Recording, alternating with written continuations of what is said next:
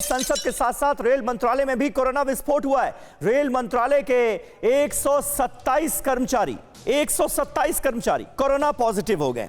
देखिए, जहां जहां टेस्ट हो रहा है, नतीजे जो हैं वो चौंकाने वाले सामने आ रहे हैं। रेल मंत्रालय में 127 कर्मचारियों का कोरोना पॉजिटिव निकलना, यह भी अपने आप में बड़ी चिंता पैदा करता है।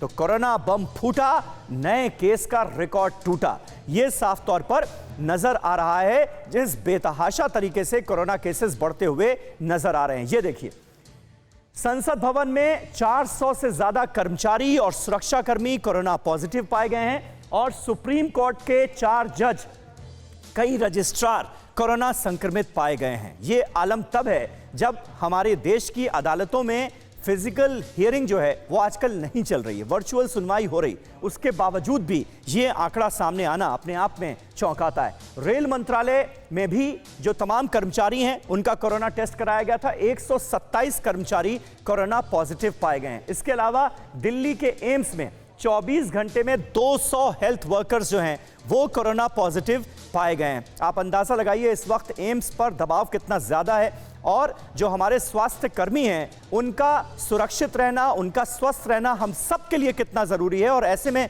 जब ये खबर सामने आती है तो चिंता पैदा होती है। वही हाल रायबरेली एम्स का भी है। यहां पर एक डॉक्टर और 15 स्टाफ नर्स जो हैं वो कोरोना पॉजिटिव हो गए हैं। रोहतक पीजीआई से भी खबर आ रही है कि 24 एमबीबीएस के छात्र और 26 डॉक्टर्स यहां पर कोरोना पॉजिटिव हो गए हैं। पटना के पीएमसीएच में क्या आलम है ये तो आप जानते ही हैं। वहां पर सैकड़ों जो डॉक्टर्स हैं वो कोरोना पॉजिटिव पाए गए। वहीं एसएआई बेंगलुरु सेंटर में 35 जूनियर एथलीट जो हैं वो कोरोना पॉजिटिव पाए गए हैं। इसके अलावा मेरठ की चौधरी चरण सिंह यूनिवर्सिटी में 2 लेक्चरर्स, 4 छात्र समेत 560 लोग कोरोना पॉजिटिव पाए गए। तो ये आलम इस वक्त है पूरे देश का और हर राज्य में हम देख रहे हैं कि बहुत तेजी से कोरोना संक्रमण के केसेस में इजाफा हो रहा है और ओमिक्रॉन केसेस भी बहुत तेजी से बढ़ते हुए नजर आ रहे हैं। डॉक्टर राजू व्यास, ऐसे में सबसे बड़ी चिंता यह भी है कि अब 5 राज्यों में विधानसभा चुनाव होने हैं। हालांकि चुनाव आयोग ने सख्त पाबंदियां लगाई हैं। 15 जनवरी तक कह दिया गया है कि कोई रैली, कोई जनसभा, कोई रोड शो नहीं होगा। उसके बावजूद भी खतरा कितना बड़ा है? समीर, जहां तक सवाल है कि 5 राज्यों में जहां की चुनाव कल चुनाव आयोग ने घोषित किए हैं, मुझे लगता है कि अगेन उसी प्रकार की स्थिति है कि जैसे ही मिक्सिंग होगी, लोगों की भीड़ होगी, आपस में मेलजोल बढ़ेगा और उसी के साथ में उन एरियाज में भी ओमिक्रॉन वेरिएंट के बढ़ने की संभावना अधिक रहेगी। मेरा ऐसा मानना है। जहां तक आपके सवाल है कि हिंदुस्तान की जो स्थिति आप पिछले दिनों में डिस्क्राइब कर रहे हैं बहुत ही नाजुक है आज की तारीख में, और मैं ऐसा मानता हूं कि अब हम लोग कम्युनिटी स्प्रेड से के लेवल पे पहुंच चुके हैं।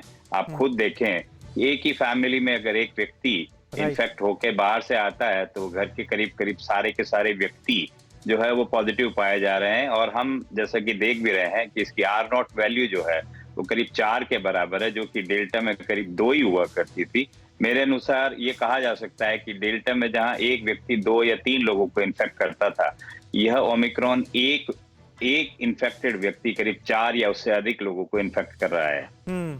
ठीक है। डॉक्टर दीपक आचार्य भी हमारे साथ मौजूद हैं। डॉक्टर आचार्य, मुझे ये बताइए कि तमाम जो कोरोना के आंकड़े सामने आ रहे हैं उसमें एक ट्रेंड ये भी साफ तौर पर नजर आ रहा है, जो लोग पूरी तरह से वैक्सीनेटेड हैं, डबल डोज ले चुके हैं वैक्सीन की, वो भी भारी संख्या में इस तीसरी लहर में कोरोना से संक्रमित हो रहे हैं।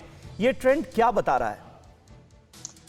समीर जी, ट्रेंड बहुत देखिए, अब तक जितनी स्टडीज हुई हैं और जितनी सारी फाइंडिंग्स हमारे पास में है उससे साफ समझ में आता है कि जो लोग वैक्सीनेटेड हैं डेफिनेटली वो लोग बेहतर तरीके से फाइट कर पा रहे हैं। जो लोग अनवैक्सीनेटेड हैं वो डेफिनेटली प्रॉब्लम में आने वाले हैं, आ रहे हैं। अब सबसे बड़ी जो वरी जो है ये कि जो लोग वैक्सीनेट हो चुके हैं वहां तो ठीक है, फाइट कर रहे हैं। जो अनवैक्सीनेटेड है वहां पर जाकर वायरस कैसे बिहेव करता है, क्या ये चांसेस हो सकते हैं कि वेरिएंट अगेन बदल जाए? जिस रफ्तार से बढ़ रहा है कि आप 8 दिनों में 5 गुना इसमें मल्टीप्लिकेशन देख रहे हैं इंडिया के अंदर में, इतने सारे केसेस, इतने सारे नंबर्स में आना अपने आप में एक चिंता की बात है। ये भी समझना पड़ेगा कि जितनी आसानी से हम इसको कह दे रहे हैं कि माइल्ड है, ज्यादा इन्फेक्ट नहीं कर रहा है, लोग हॉस्पिटलाइज नहीं हो रहे हैं, ये माइल्ड उन लोगों के लिए है जो लोग कोमॉर्बिड नहीं है, जिन लोगों ने वैक्सीनेट करा रखे हैं अपने आप को, उन लोगों के लिए माइल्ड नहीं है। लेकिन आपके घर में कोई भी एक कोमॉर्बिड पेशेंट बैठा हुआ है, आप अनवैक्सीनेटेड हैं, तो ये आपको भी बिस्तर पे सुला सकता है। तो ये समझना पड़ेगा कि ये बहुत सावधानी बरतनी पड़ेगी। अपने आप को हमेशा मैं कहता हूँ कंटेन करना पड़ेगा, सेल्फ लॉकडाउन लगाना पड़ेगा, सेल्फ इम्पोज करना पड़ेगा अपने आप के लॉकडाउन, बिल्कुल बचना पड़ेगा।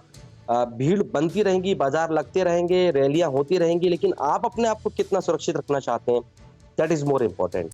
परवाह देश की, सोमवार से शुक्रवार रात 10 बजे TV9 भारतवर्ष पर।